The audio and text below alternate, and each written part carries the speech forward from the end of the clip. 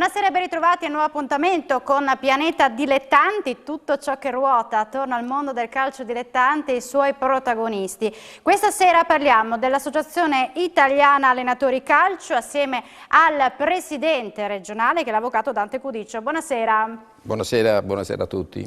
Allora, partiamo appunto presentando l'associazione e le sue finalità. Naturalmente l'associazione si occupa di approfondire quelli che sono gli elementi, le funzioni degli allenatori del mondo del calcio dilettanti. Quali sono anche le finalità dello statuto, per esempio? Le finalità che sono previste dallo statuto sono molto chiare, precise e circostanziate. Lo statuto dice che l'associazione allenatori dilettanti praticamente difende la professionalità, gli interessi sportivi, morali ed economici degli allenatori di calcio, diffondendo e valorizzando il gioco del calcio, con particolare riferimento ai giovani calciatori e alle giovani calciatrici. E si articola su base nazionale, su base regionale e territoriale, per cui noi abbiamo un organigramma che viene eletto, non viene mai nominato. Siamo probabilmente l'unica associazione all'interno della federazione che elegge i propri organi.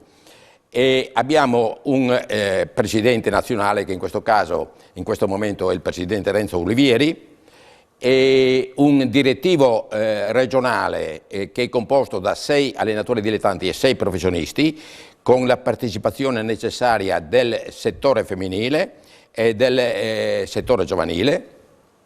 Poi a livello territoriale abbiamo il presidente e il consiglio direttivo regionale, oltre al presidente e il consiglio direttivo dei vari gruppi provinciali.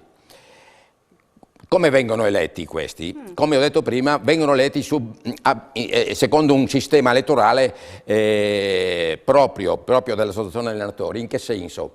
Siccome in Regione Friuli Venezia Giulia abbiamo 709 allenatori di calcio iscritti alla nostra associazione, sì. E siccome non possiamo convocarli tutti quanti per l'elezione, allora vengono rappresentati questi allenatori dai delegati, uno ogni 50 iscritti, per cui noi avremo poi l'assemblea che è composta da 14 delegati e questi votano e eleggono il presidente regionale, mentre il consiglio direttivo regionale è composto dai presidenti provinciali. Noi qui abbiamo 4 presidenti provinciali e 2 subprovinciali. Perché 2 subprovinciali?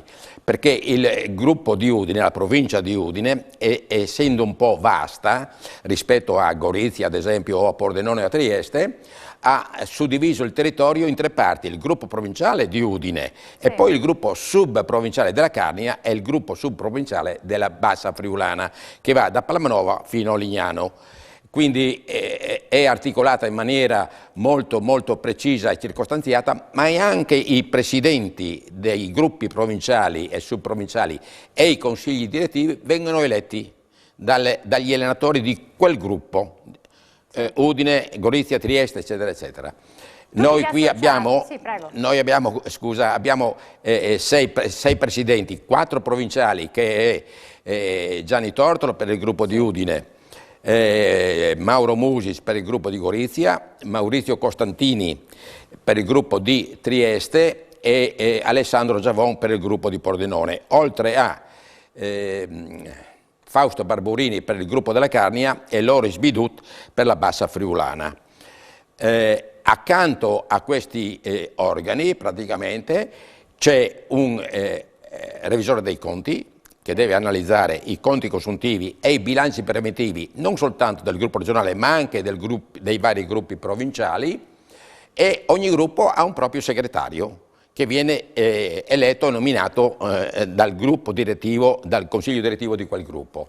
Quindi praticamente è un'articolazione molto democratica, diciamo, e quindi che è ben voluta anche dai nostri allenatori in questo modo. Tra l'altro più di 709 gli associati, e tutti ricevono questo mensile, periodico che voi curate, che l'associazione cura. Di cosa si tratta? Vademecum dell'allenatore. In pratica, questo è il vademecum dell'allenatore che comprende tutte le notizie, poi è analogo a questo diciamo, il periodico che viene mandato a tutti gli associati gratuitamente ovviamente, e che contiene, oltre alle notizie sindacali, anche schemi di esercitazioni. Quindi un aggiornamento proprio tecnico. È un aggiornamento continuo. Quindi, Alexi, noi dobbiamo tenere presente una cosa, che la nostra associazione, oltre che essere un'associazione sindacale, cioè che va a tutelare, come ho detto prima, tutti gli interessi degli allenatori, è anche forma di governo, perché noi siamo una delle 7 componenti del Consiglio federale. Abbiamo 2 rappresentanti su 21, partecipiamo ovviamente a tutte le sedute del Consiglio federale e quindi siamo partecipi di tutte le decisioni che il Consiglio federale assume nei confronti e a favore del calcio italiano. Quindi siamo rappresentati qua e là. Io parlerei anche della figura stessa dell'allenatore, parlando anche a livello tecnico di quella che è la tutela economica, si parla di rimborsi spesa anche, no? Quindi anche l'inquadramento normativo ma anche economico di un mister. Sì, a dire la verità il nostro non è un rimborso spese, ma si chiama premio di tesseramento. Ecco. Perché premio di tesseramento? Perché per diventare allenatore occorre frequentare un corso, dispendioso come tassa di iscrizione, molto dispendioso, sono 720 euro inizialmente, corso che si articola in 7 settimane alternate, dalle 18 alle 22:30 ogni giorno, compreso il sabato mattina, alla fine del quale c'è l'esame finale in tutte le materie e, ripeto, sono materie molto precise e molto importanti, perché si va dalla tecnica calcistica alla preparazione atletica, al regolamento di gioco, alle carte federali, alla giustizia sportiva e anche un po' pedagogico, sotto l'aspetto psicopedagogico. Sì. Quindi praticamente noi cerchiamo di abbracciare tutti i settori che coinvolgono il giovane calciatore. Come si diventa allenatore? Si diventa semplicemente frequentando questo corso. Noi attualmente comincerà il 2 maggio a Trieste, avremo un corso UEFA C. Cosa significa l'UEFA C? Gli allenatori sono divisi in varie categorie. L'UEFA Pro è l'allenatore massimo, può allenare tutte le categorie, dalla terza categoria alla Serie A. L'allenatore UEFA A che può allenare fino alla Serie C, poi c'è l'allenatore UEFA B che allena fino alla Serie D, poi c'è l'allenatore UEFA C che forse qualcuno lo trascura, ma è importantissimo. Perché? Perché dà la possibilità all'allenatore che consegue questo titolo di allenare il settore giovanile, quindi dall'attività di base fino agli allievi, dalla terza categoria alla Serie A. Uno può allenare il Pagnacco, dico il Pagnacco per dire, come la Juventus, tranquillamente.